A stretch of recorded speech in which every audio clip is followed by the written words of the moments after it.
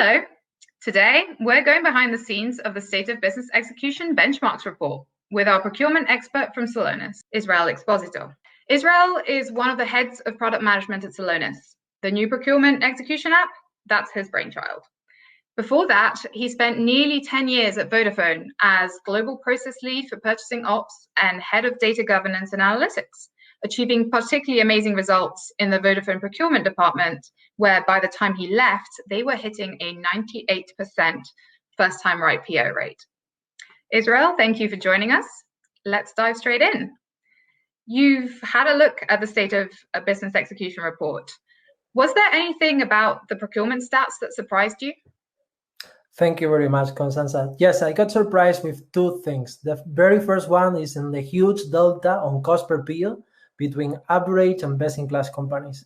There was 10 times difference, which is a lot for me. And the second one, it is on the fact that 43% of the companies within this survey confirmed that they have issues with the stakeholder satisfaction. So why do you think that's happening? Well, good question.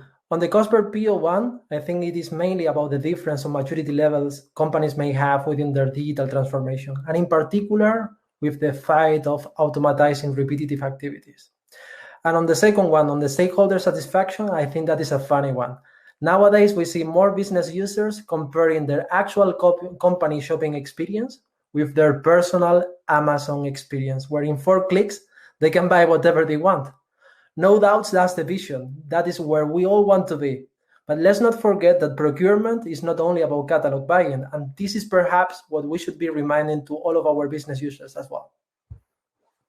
So you brought up automation and the impact it can have on lowering that cost per PO.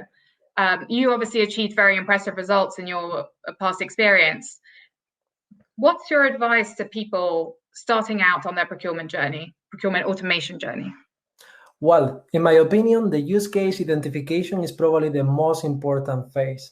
Normally, what I recommend there is using Celonis process mining to really understand how manual your processes are. From there, you can pick up those repetitive activities which are not only impacting on cost, but they also impact on speed and also in shopping experience as well.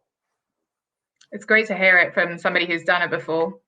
In your experience, what is the number one thing procurement organizations should be focusing on to move from middle of the road to best in class?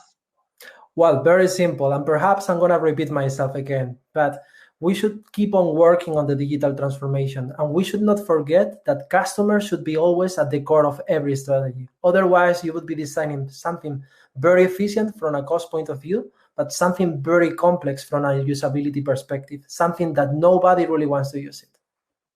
Always a good reminder, I think.